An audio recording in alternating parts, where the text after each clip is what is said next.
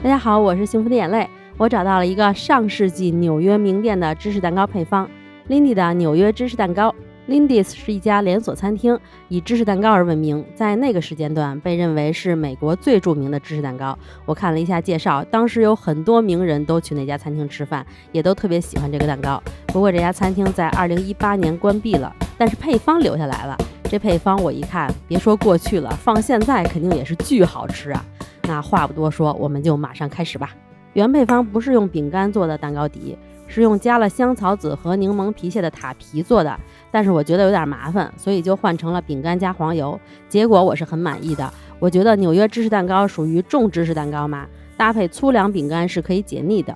咱们这个蛋糕底的做法很简单，把200克的消化饼干打碎，加入融化的黄油，再放入6寸的活底蛋糕模具里，用一个比较直溜的杯子压实就好了。最后弄好就是这个样子，模具提前4壁抹上黄油，底部垫上油纸，方便最后脱模，然后放入烤箱里170度烤15到20分钟左右。等这个饼干烤好以后，就给它拿出来放凉，然后咱们就来做芝士蛋糕糊。奶油奶酪要提前放在一个温暖的地方软化，你也可以隔热水加热，或者微波炉打个1-2分钟。我是放在发酵箱里开50度软化，然后插入一个橙子的皮屑和一个柠檬的皮屑，再加入1小撮的香草籽，如果没有香草籽的话，可以用3到5克的香草精代替。再加入细砂糖，先用刮刀给它们拌匀。关于这个糖量，原配方给的糖量是巨大的，国外的甜品嘛都是很甜的，我这里给出的是减糖版的。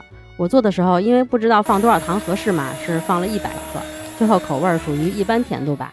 不太喜甜的朋友可以放70到80克糖，糖也不能太少，因为这个蛋糕最后做完以后是酸甜口的，糖太少的话吃着就会觉得太酸了。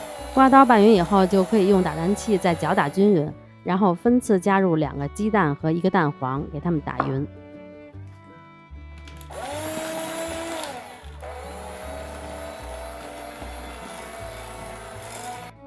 鸡蛋全都加完以后就是这个状态，浓稠的流动状态。然后把过筛的低筋面粉和一部分奶酪糊给它混合均匀。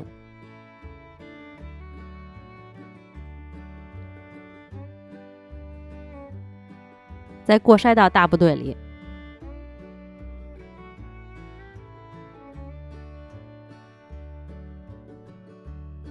再拌匀就好了。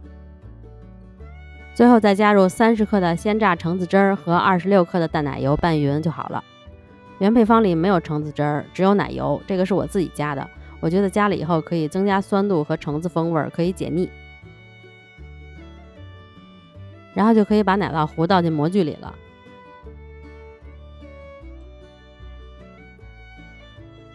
没想到最后这个量啊，真的刚刚好。放到烤箱的中下层，上下火160度烤1个小时左右。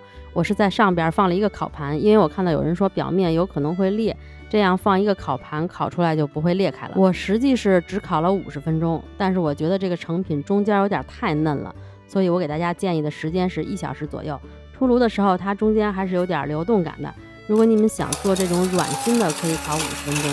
吃着是肯定熟了的，口感也很好，只是我个人不太喜欢软心的。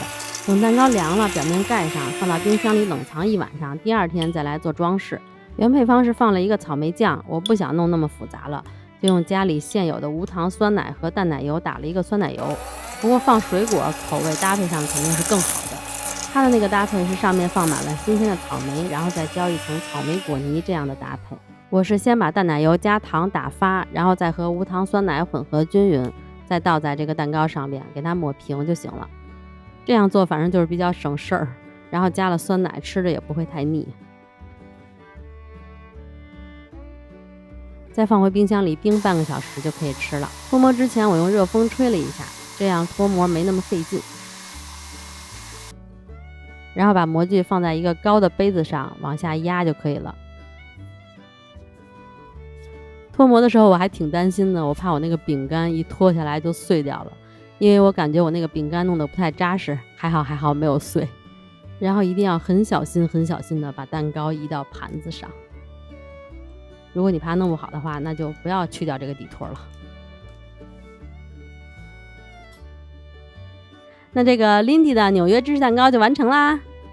你们知道吗？在做的时候就能闻到那个特别浓烈的柑橘的清香味道，真的特别香。迫不及待要赶紧切开尝一尝。切之前把刀加热一下，这样切开的切面会比较好看。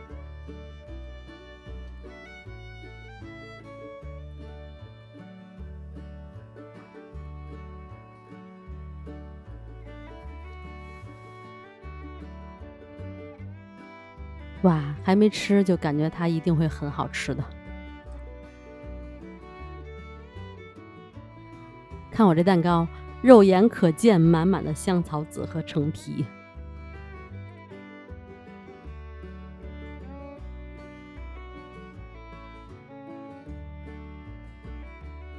因为我这个蛋糕只烤了50分钟，中间吃着是很软很软的，一入口立马就化了，有一种奶昔的口感吧。边上的芝士吃着会比中间略扎实一些，口感就是重乳酪蛋糕那种浓密的口感。